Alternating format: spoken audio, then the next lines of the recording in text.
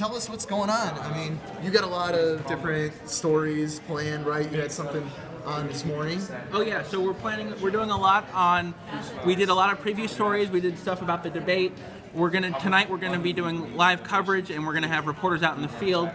We're looking forward to seeing what happens like anybody else. This is some of the most exciting caucuses we've seen in a really, really long time. And the weather, it sort of all depends on the weather. Right now, it's not supposed to snow until late at night, which is good for Bernie and for Donald Trump, because they have the first-time caucus goers as their bulk of supporters, and they probably won't come out in all conditions, whereas Hillary Clinton and Ted Cruz have the traditional evangelical supporters, evangelical in the case of Ted Cruz, who go out anyway.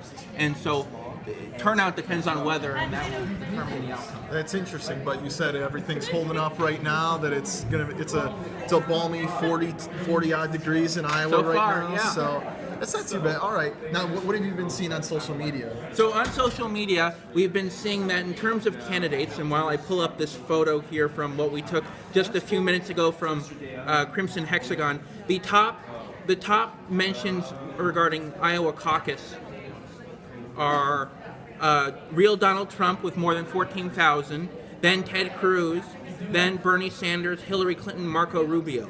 Those are the candidates, and it's all in that order. And Ben Carson is at the bottom with just over 1,100. Then top mentions are, top hashtags are Iowa Caucus and IA Caucus. In terms of candidates, it's Caucus for Trump, and he's been running most of his campaign off of social media. Then Cruz Crew and Trump 2016, Make America Great Again, and then rounding out the top 10 is Feel the Burn with more than 10,000.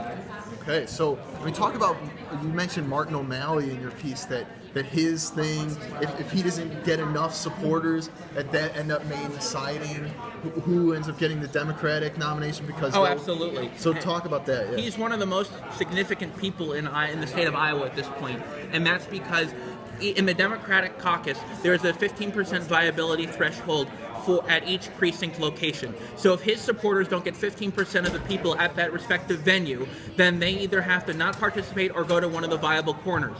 So, and he's not telling his people where to go. So they could ultimately determine the outcome if it's very close. So Martin O'Malley, if you're watching this, give us a little heads up here, okay? So, I mean, and what are you expecting on each front here, both in the Democrat and Republican ends? Well, the gold standard of polling came out last night showing Clinton ahead within the margin of error. And as Tad Devine said, who's Bernie's strategist, he said on the circus that he's not concerned because it was within the margin of error.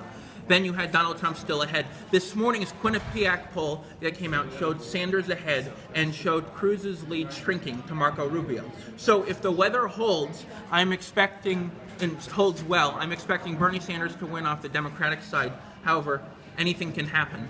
And on the Republican side, it's going to be Trump if the weather holds. If not, then it will be Cruz and Clinton. The third place on the Republicans either way is going to be an establishment, and it's looking more and more like that's going to be Marco Rubio because of his polling. How much does Iowa really matter in the grand scheme of things? As being the first one, I mean, there's minimal. Obviously absolutely a lot more minimal. States here. Politico said this morning it represents 44 delegates out of the 2,382 needed to win for Democrats, and only 30 for Republicans out of a 1,237. So it's really only in the nomination process is Iowa important.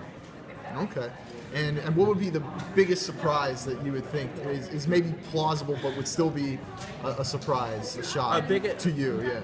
If somehow the establishment candidate on the Republicans wound up in first, or if I wouldn't necessarily be surprised if Chris Christie gained on Marco Rubio.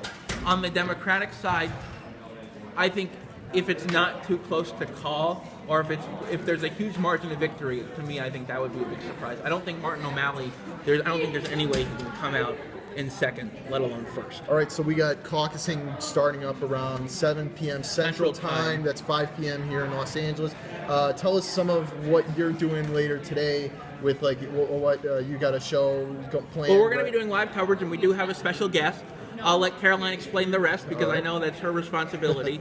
But it's going to be really exciting. We're going to have a great time. You can follow us on social media, and we'll be using #Vote2016, and we'll be live on @Annenberg Media and @ANN Media Live.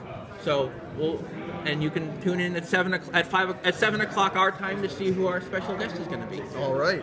And we'll let you get back to work, Great. Max. Thanks Thank for you. having us.